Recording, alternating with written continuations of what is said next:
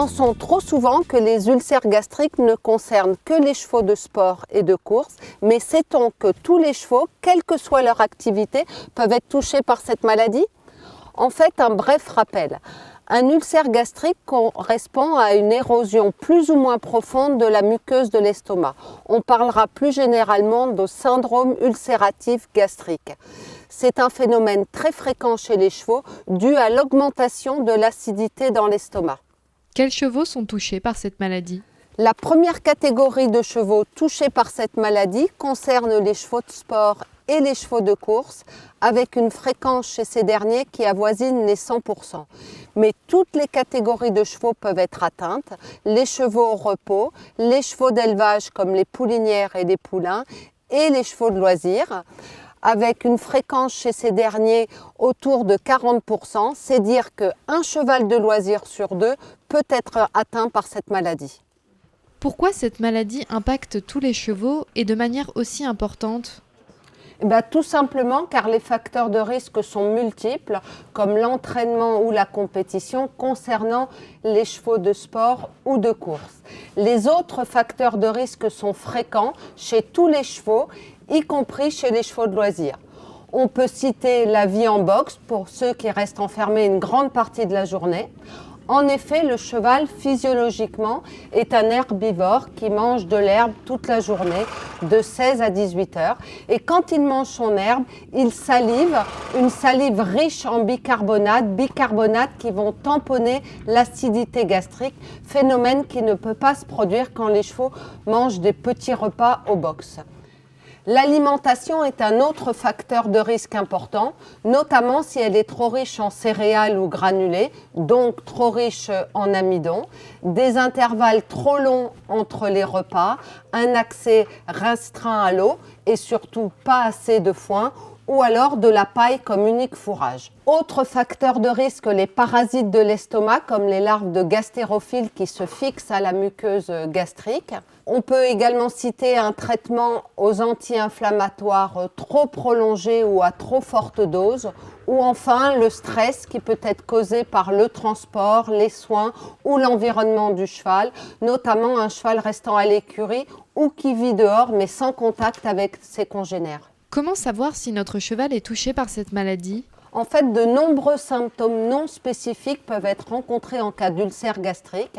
Cependant, ils varient d'un individu à l'autre et ils ne sont pas forcément révélateurs de la gravité de la maladie. On peut citer un mauvais état général avec un poil piqué, une perte de poids associée à un appétit capricieux ou un manque d'appétit, des crottins mous, des coliques aiguës ou chroniques, notamment des coliques après les repas. Puis on peut parler de tous les problèmes de contre-performance et les changements de caractère avec des chevaux qui présenteront un caractère difficile ou au contraire un cheval un peu triste.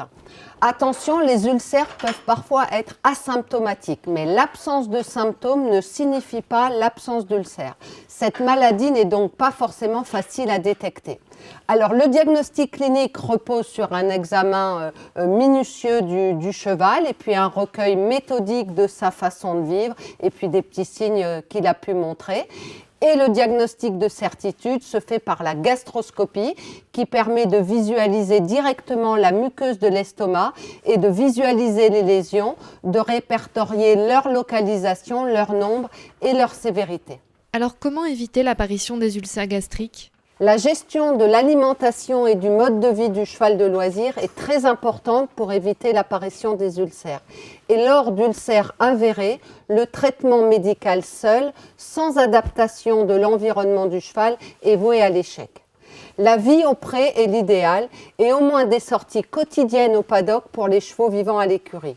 Le confinement au box est contre-indiqué, il faudra alterner travail, détente et repos. Concernant le foin, il doit être donné en très grande quantité, voire à volonté, et de toute façon toujours avant les granulés.